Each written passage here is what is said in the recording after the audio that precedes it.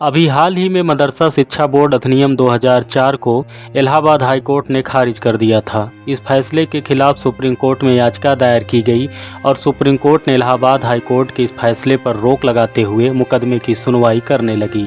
Supreme court में इस सुनवाई के दौरान राष्ट्रीय बाल अधिकार संरक्षण आयोग NCPCR ने सुप्रीम कोर्ट में याचिका दायर करते हुए क्या कहा है, आइए जानते हैं। राष्ट्रीय बाल अधिकार संरक्षण आयोग यानी NCPCR ने सुप्रीम कोर्ट में दाखिल की गई अपनी लिखित याचिका में मदरसा शिक्षा की गुणवत्ता को लेकर गहरी चिंता व्यक्त की है। यह मामला उत्तर प्रदेश मदरसा शिक्षा बोर्ड अधिनियम 2004 को खारिज करने इलाहाबाद हाई कोर्ट के फैसले के खिलाफ सुप्रीम कोर्ट में जो मुकदमा चल रहा है उसके संबंध में है।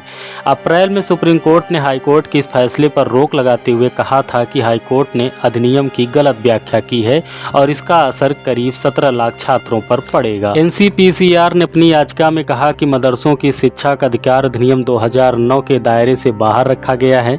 ऐसे में वहाँ पढ़ने वाले बच्चों को न केवल औपचारिक शिक्षा से वंचित रहना पड़ता है बल्कि RTE एक्ट निःशुल्क एवं अनिवार्य शिक्षा अधिकार अधिनियम के तहत मिलने वाले जैसे मिड डे मील, यूनिफॉर्म, प्रशिक्षित शिक्षक जैसी अन्य सुविधाएं भी इन छात्रों को नहीं मिल पाती है। सुप्रीम कोर्ट में पेश की गई इन याचिकाओं में 3 प्रकार के मदरसों की जिक्र है।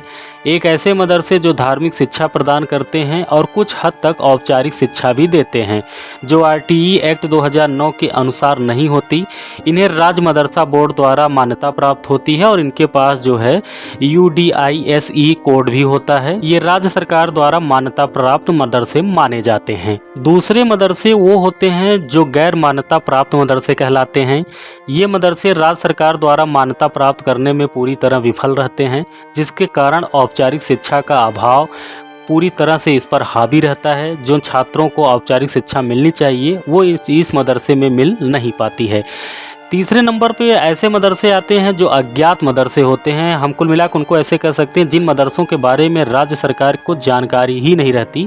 ऐसे मदरसे जिन्होंने कभी भी राज्य सरकार से मान्यता प्राप्त करने के लिए आवेदन ही नहीं किया। आयोग के अनुसार अज्ञात मदरसे भारत में सबसे ज़्यादा हैं और अधिक संख्या में हैं, जिनमें बड़ी संख्या में बच्चे दाखिल भी होते हैं लेकिन इसका कोई बेनिफिट उनको मिल नहीं पाता है। NCPCR ने कहा कि ऐसे मदरसों में पढ़ने वाले बच्चों को स्कूल से बाहर माना जाना चाहिए, भले ही उन्हें नियमित शिक्षा क्यों न दी जा रही हो। इसने कहा कि इन मदरसों में कोई स्पष्ट जानकारी उपलब्ध नहीं है। इन मदरसों के बारे में कोई स्पष्ट जानकारी उपलब्ध भी नहीं है, इसलिए यह कहना मुश्किल है कि ये संस्थान बच्चों की गुणवत्ता वाली शिक्षा दे भी रही है या नहीं दे पा रही है। आयोग का यह भी कहना है कि अधिकतर मदरसे बच्चों की गुणवत्तापूर्ण शिक्षा सुनिश्चित करने में कई समस्याओं का सामना करते हैं। NCPCR ने आगे कहा कि मदरसों का संचालन मनमाने ढंग से होता है और यह संविधान, RTE एक्ट और किशोर न्याय अधिनियम 2015 के उल्लंघन में आता है। आयोग ने जोर दिया कि मदरसों में पढ़ने वाले बच्चों को स्कूल के पाठ्यक्रम की बुनियादी जानकारी नहीं मिलती।